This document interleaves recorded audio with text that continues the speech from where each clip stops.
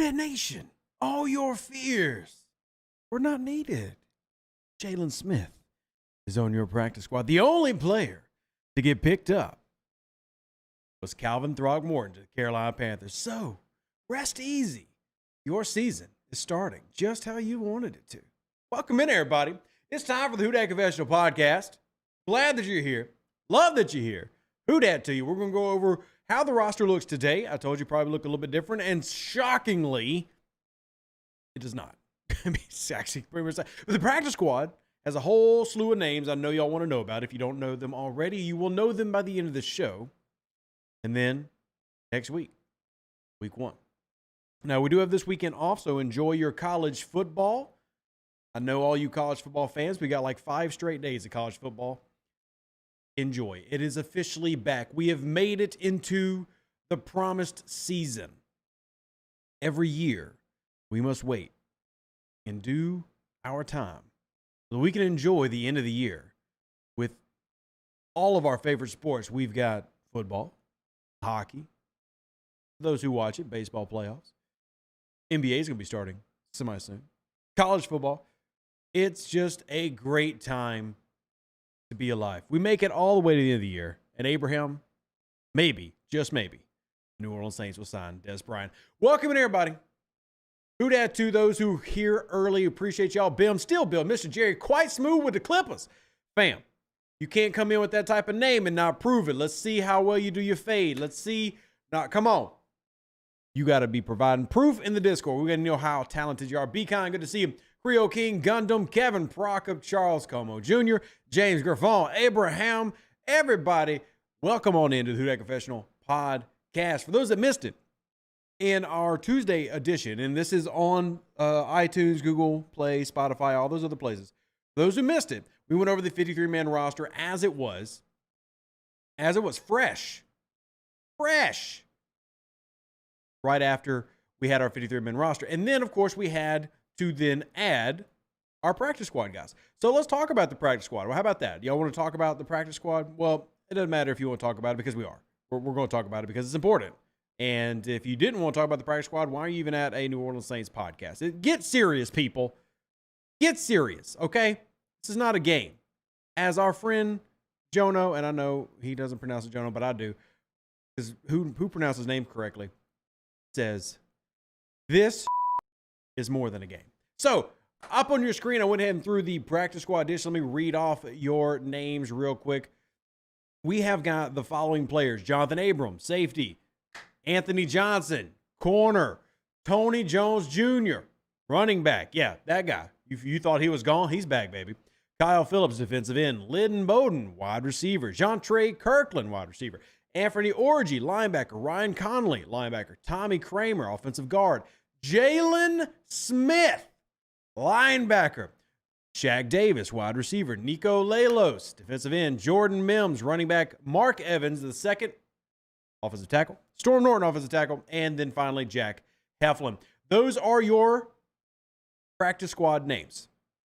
Got them all written down? You good? You got all the 16 people for those curious. 16 players on the practice squad because they have extended practice squads from what they used to be back in the past. Used to be a time where there were only 10 practice squad spots. There used to be a time where you had to be a new player. Now veterans can occupy practice squad spots.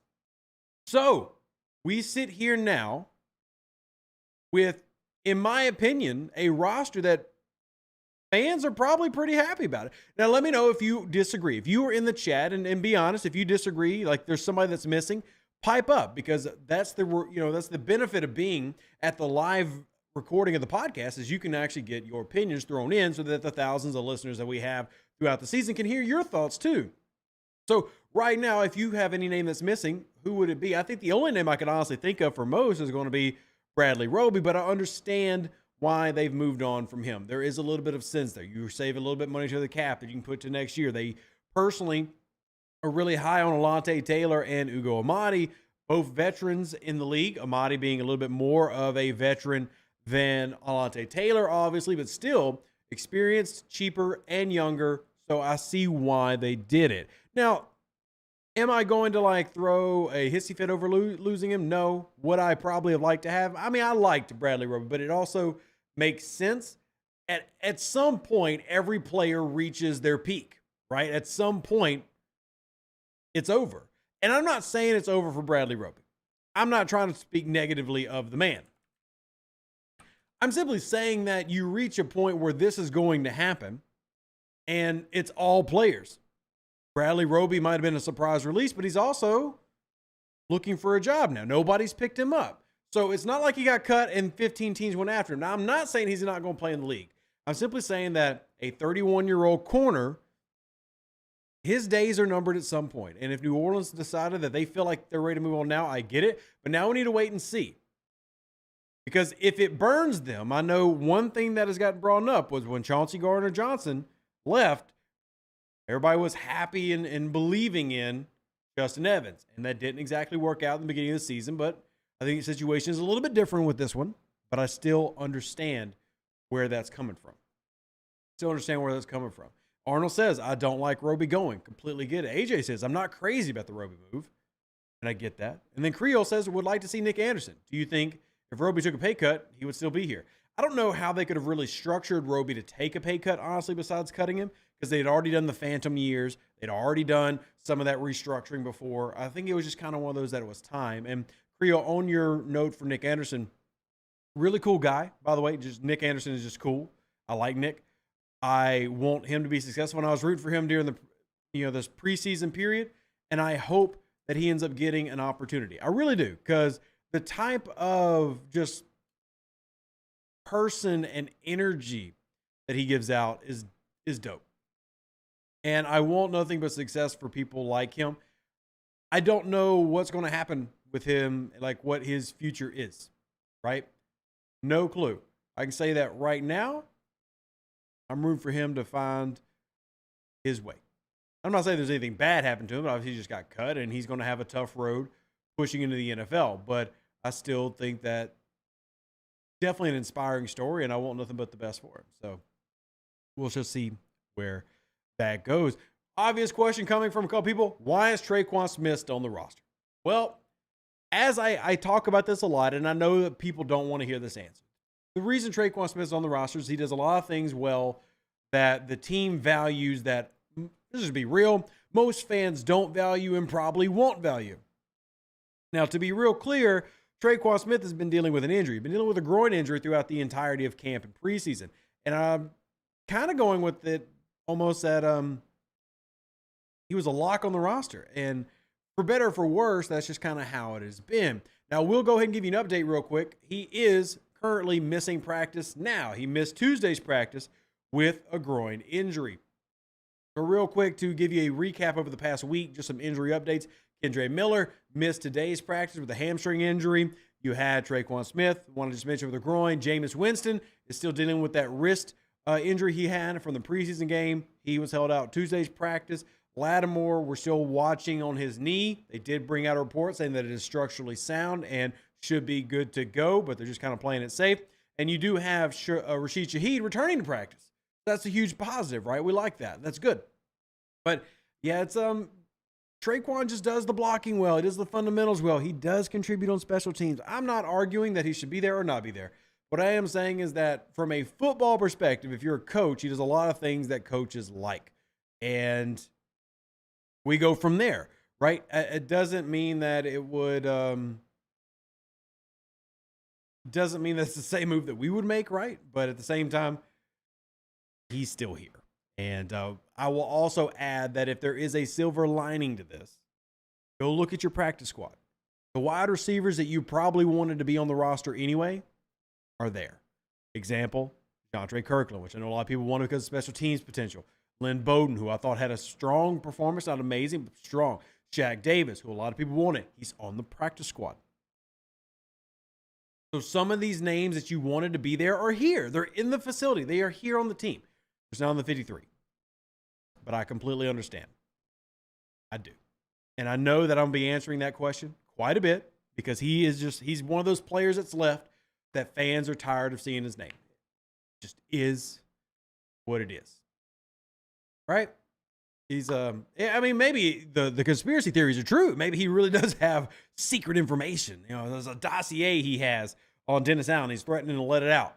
he doesn't get paid. I don't know what the reason is, but that's the answer to your question.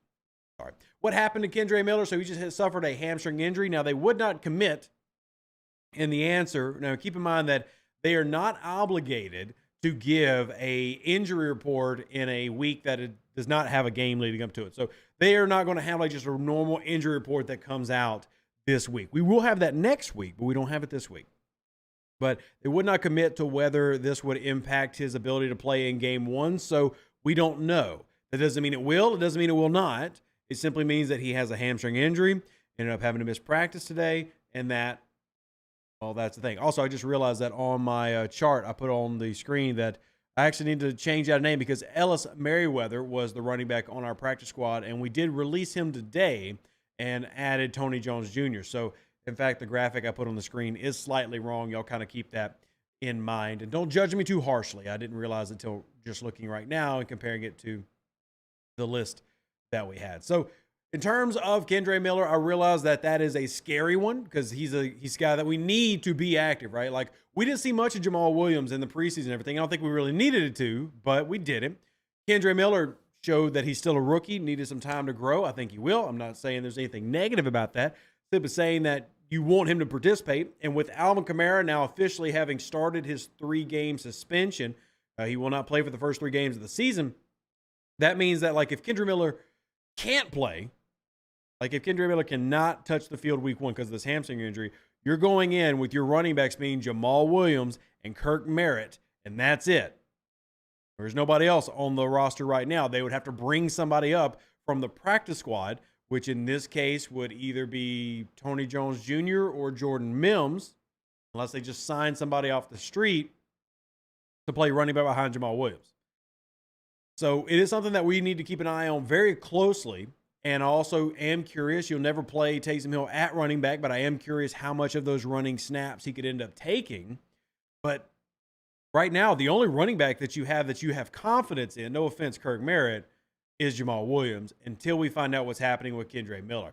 Now, the good news is it's not something serious. There wasn't like an MRI done. It doesn't look like he's been missing significant time, but wouldn't commit to week 1. It's okay as a fan to naturally be going,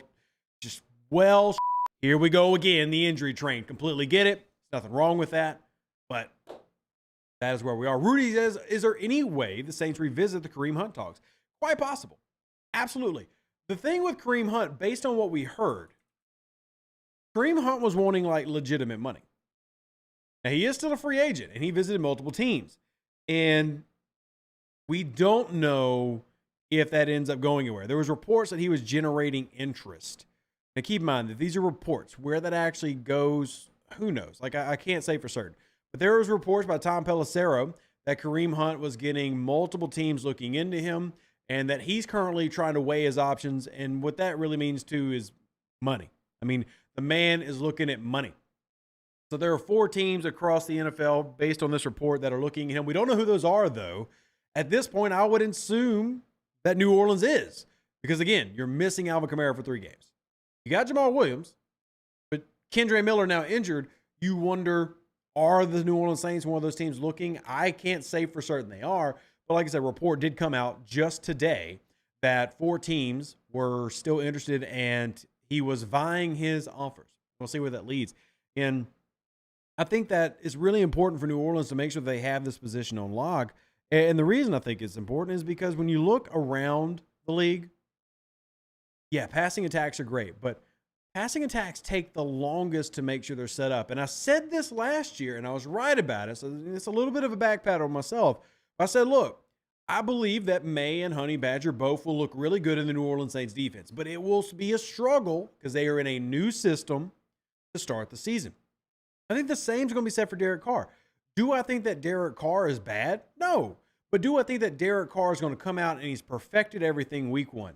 You could have brought John Gruden in here every day for the past 6 months and perfectly meshed and theorized and brainstormed and did all the things with Pete Carmichael and Coach Curry and all these other people.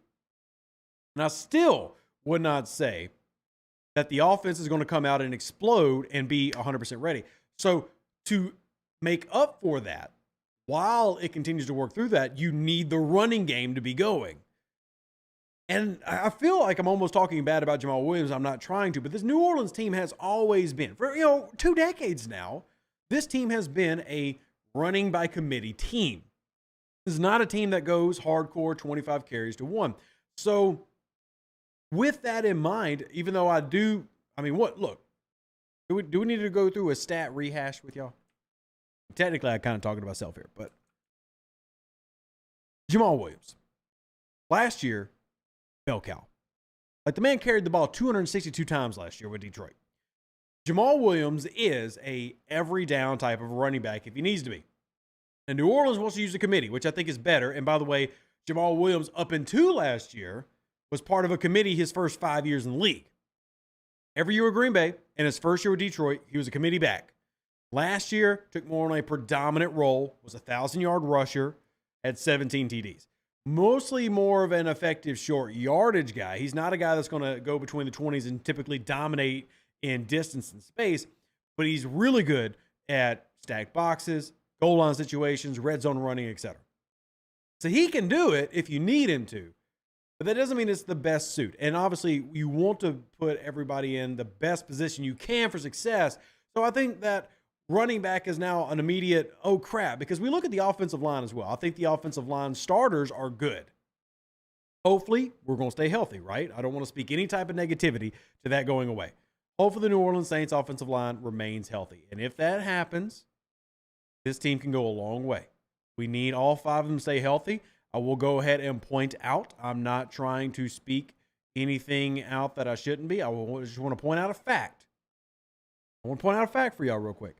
The 5 players who are currently along the offensive line do not have an extensive injury history. Now, the first thing people are going to say is Trevor Penning.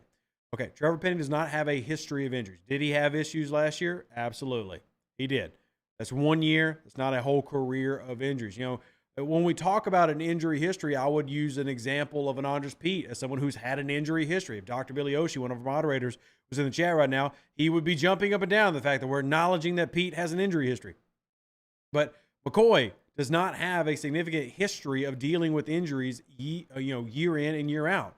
Cesar Ruiz does not have a history of being this guy who misses games. I mean, yeah, he missed a couple games last year, but if you remember, second year in the league, played all 17 games. Now, his second year wasn't his best year or anything, but that's not the point. Point is that you were healthy and played, and hopefully that's what you get here. Ryan Ramczyk, 16 games last year. The only year that he really had injury was 2021, where he missed a few games. Every other year in his career, when he was 3-time All-Pro, wasn't missing time. He was playing 16 games in the season. So hopefully that is what happens with New Orleans.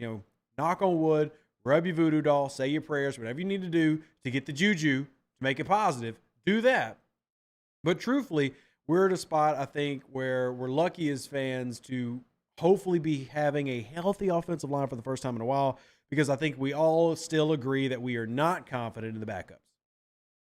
And by the way, it's 3-time Pro Bowler, Bill. That's 3-time Pro Bowler Andres Pete, not 2-time. Put some respect on his name. 3-time All-Pro Ryan Ramczyk. Even though he's never made a Pro Bowl, Ryan Ramczyk is a 2-time second-team All-Pro and a 1-time first-team All-Pro. I have no idea how that man's never made a Pro Bowl, but it is what it is. Who cares? Pro Bowls and stuff, we're not here for that. We're here for consistency and play, and he's definitely been a player. So, offensive line in good position, and you want to hope it stays that way, because besides Andres Pete, I don't know how many people are confident in the backups this team has. After watching a lot of Max Garcia film, I'm not super confident in him, though I am happy to have a veteran backup. Landon Young has had a lot of upside, but he is a guy that's actually had a little bit more injury problems than some of the other players that we'll talk about in this course as we lead into the season. And then you got Nick Saldiveri, who I absolutely love, but I love him because of his potential. That doesn't mean that he's ready to go right now. Nick Saldiveri is a guy that I think long-term could be the answer at left guard. But he was never somebody that I wanted to be the answer this year. I thought he needs development, just like I think Jake Haener needs development. You see a lot of the traits that say, hey, this guy can be good, but traits don't translate immediately. Traits need to be refined. So when I look at the practice squad, that also tells me, the practice squad tells me the Saints aren't super confident either. How do I know that? Well, look who's on the practice squad. You've got Storm Norton, offensive lineman. You've got Mark Evans, another offensive lineman. You got Tommy Kramer, 3 offensive linemen. And that's in a position where you actually are in the league with 9. So you get 12 total offensive linemen on your team right now. So obviously it's a position that they're worried about. And I would not have been surprised because if Calvin Throckmorton had not gotten picked up by the Carolina Panthers, he probably would have also been on our practice squad. Just real talk. He probably would have been on our practice squad. So you probably would have ended up with 13, but since that's not there, you don't go with somebody else. Maybe they would have gone with Calvin Throckmorton over Kramer or Mark Evans, something like that. But truthfully, offensive line is definitely a position that we need to remain hopeful that stays healthy. But Arnold says, do you see Nick Saldiveri as a starter this year? I mean, I think that the potential is there. I think Saldiveri has some good reps over the preseason. I enjoyed watching him. I haven't done a film study on him because I'll be honest, real talk, I haven't had people ask for it. I'm one of the few people excited about it, but I'm also one of the few people who's excited about offensive linemen anyway. So it's just me. I mean, I wish, look, here's an example.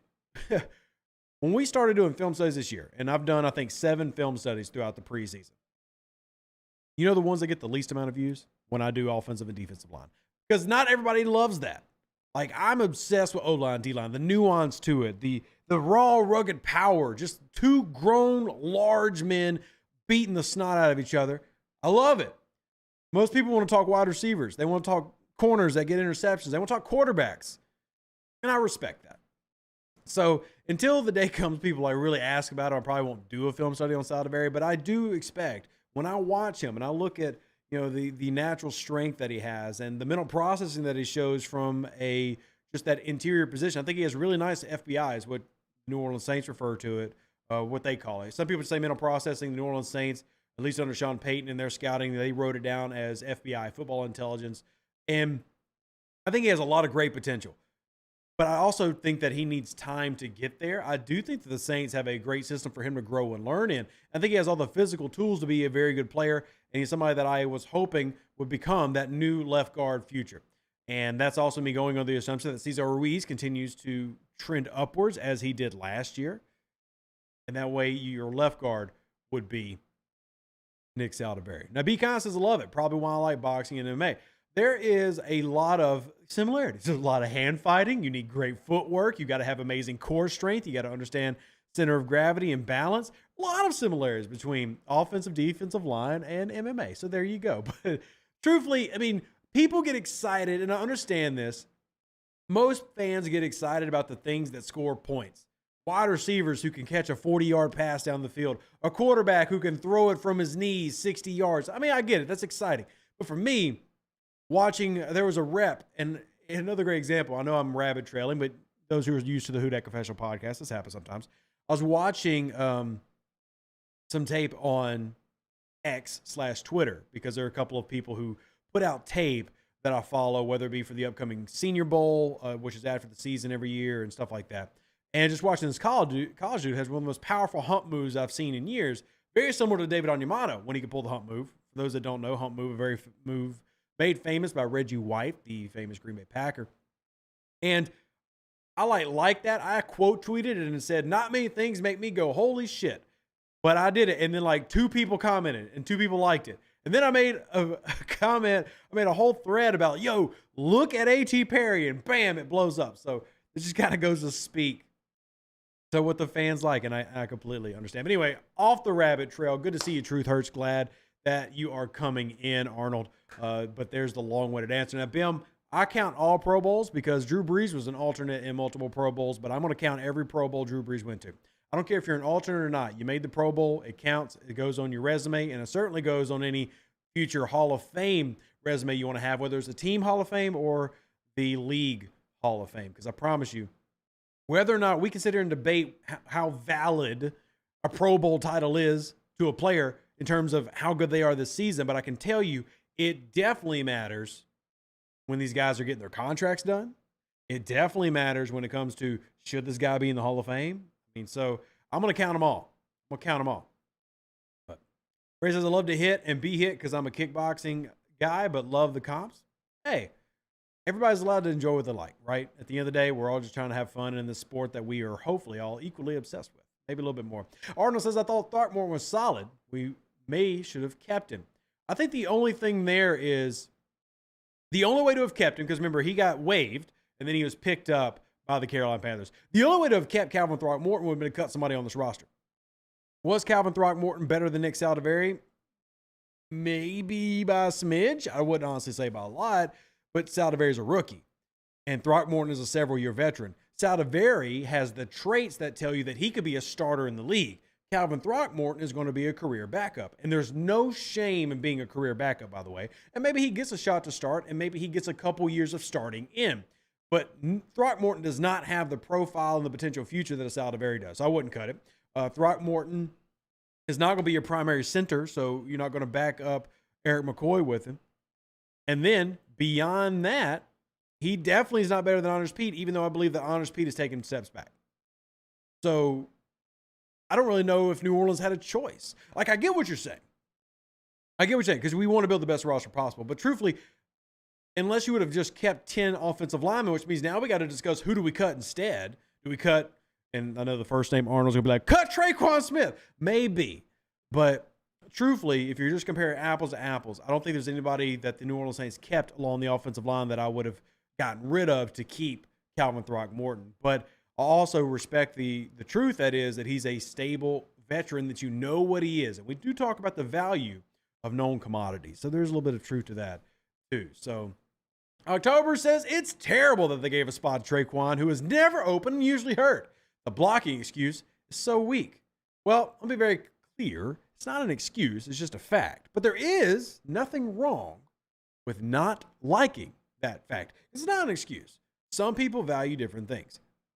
And I'm not saying that you have to agree with it.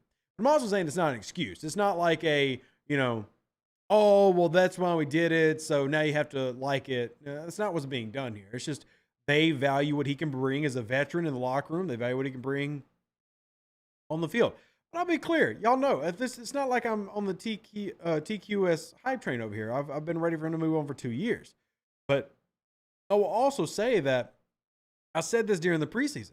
There are multiple Saints receivers of the young guys that we enjoyed watching who can't do that for crap. And what did we just say 20 minutes ago to start the podcast? If you want this offense to have its best chance, you have got to have the run game going. Part of what makes the Saints' outside zone run game work so well is the fact that we've had very good outside blocking from the wide receivers.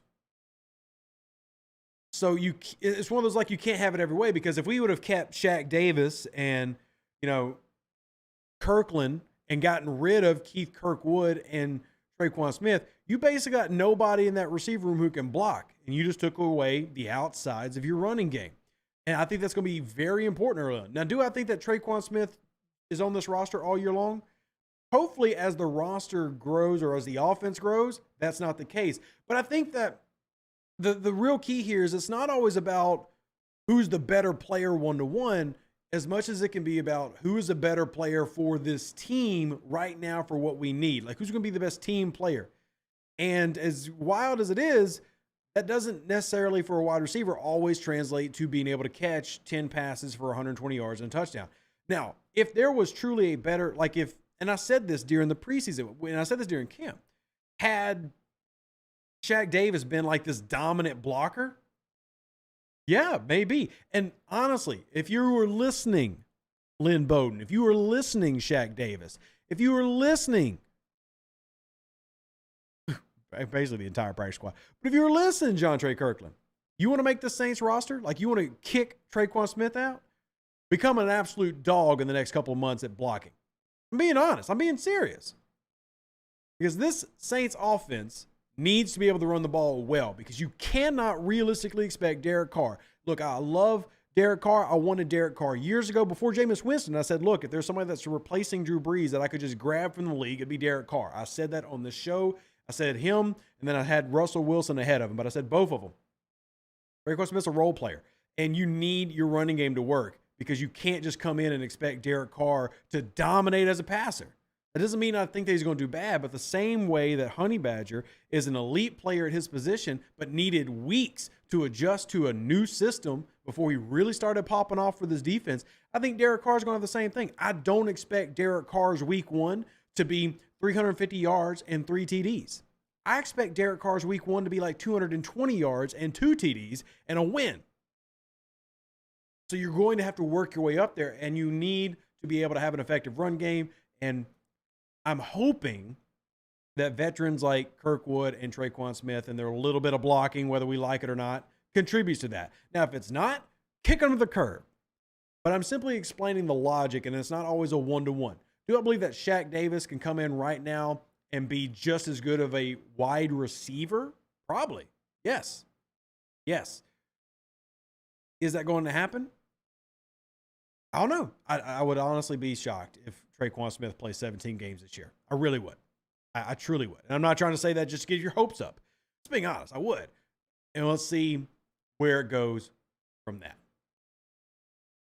And that can go for Kirkwood as well. Because I honestly thought they'd only keep one veteran. But one piece of news that I do want to kind of jump into real quick is Michael Thomas, who talked a little bit at length to ESPN about his surgeries in his ankle and his foot and how his body. And look, this is the thing, because it's actually happened to somebody in my family. So I was like, oh, well, I didn't think about this. And he even says it himself real quick. So like one of his first quotes, if you haven't read this article, shout out to Kat Terrell who wrote it. I thought it was a great article.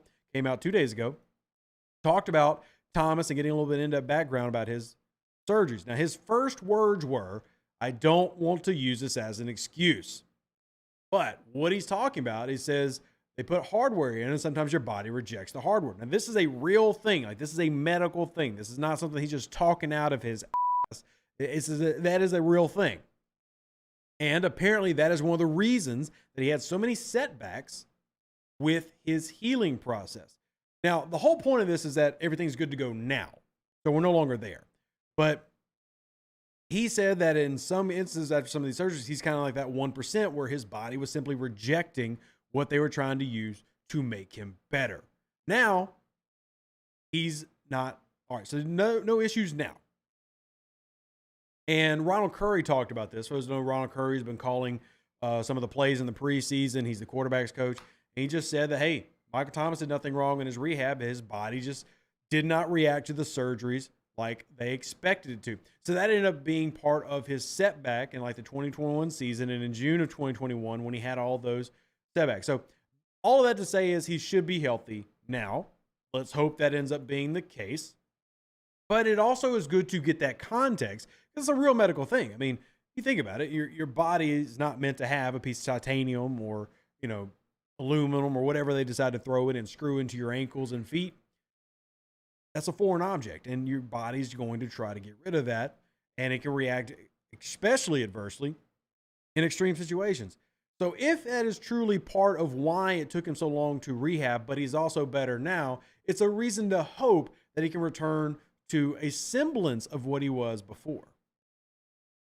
Because it's just like Mr. Don says in the chat. It's a logical thought process, right? I mean, metal's not supposed to be in your body. That's not really a shock, right? Like obviously, that could be something that you're surprised doesn't happen more often. So with all that in mind, I wouldn't say that it changed my viewpoint of Thomas any more than how it doesn't make me have more hope that he's going to be more successful this year. It doesn't make me think that he's going to be less successful, but it does give me context. And I think context is important because we do talk about Thomas not really playing in years. He played 3 games last year, but he's now picked up the he's injured moniker, right? He has. Can we just be honest? And there's plenty of hoodats who do the same thing, but he's not really played since 2019. That's not when he's played a full season. He played 3 games last year. He played 7 games in 2020 and nothing in 2021. So 10 games over the past 3 years. It's safe to say he's picked up the moniker of injury prone. Now, I don't think that if he is 100% now, he ever returns back to 2019. But I do think there's now a legitimate reason, if you understand context, to see why the things were how they were.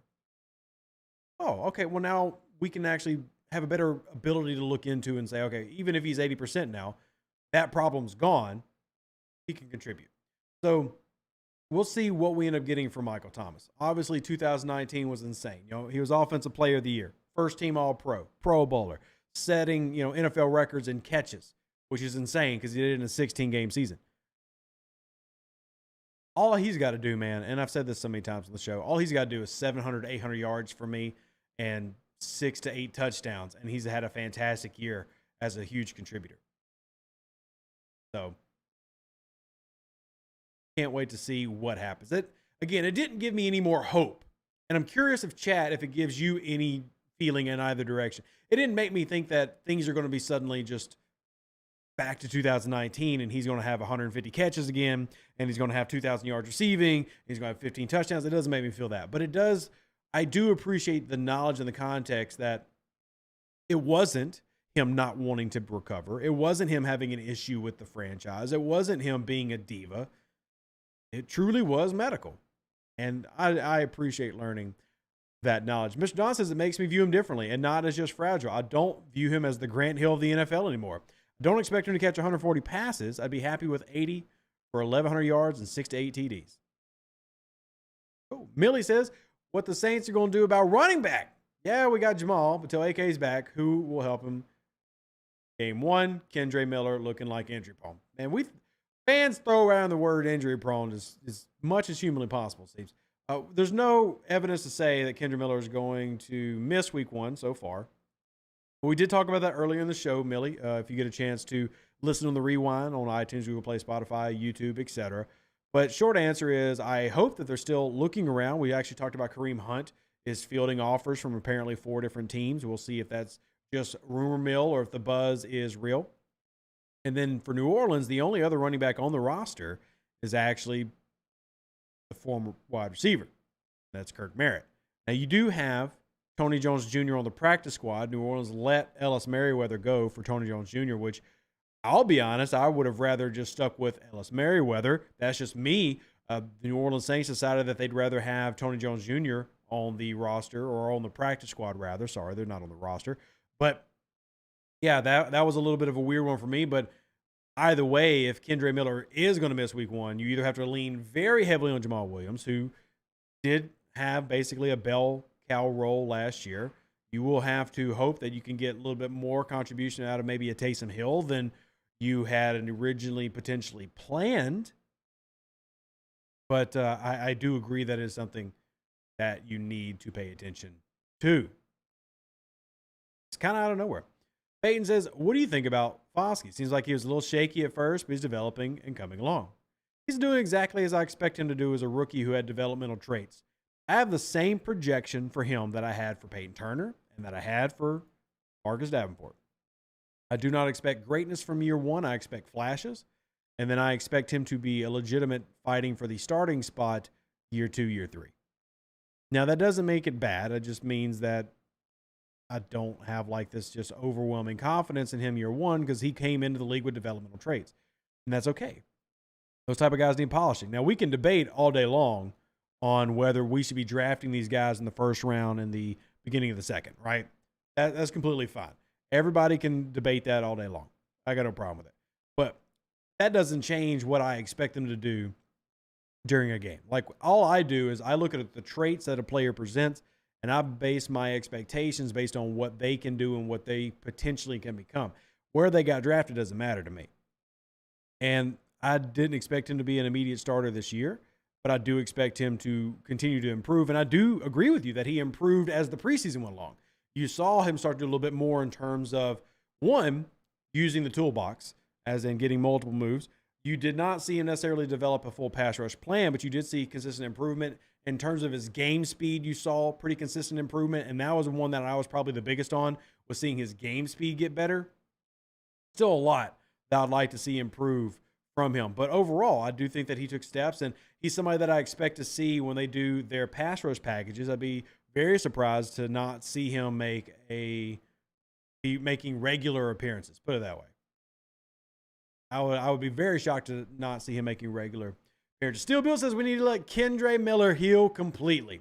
Well, yes and no. I mean, it's a hamstring injury, so that could take weeks to heal, depending on the severity, which we do not know the severity. To be very clear, the only thing that came out in the report today is that he had a hamstring injury. You don't know if it's a slight pull, strain, tear, massive contusion.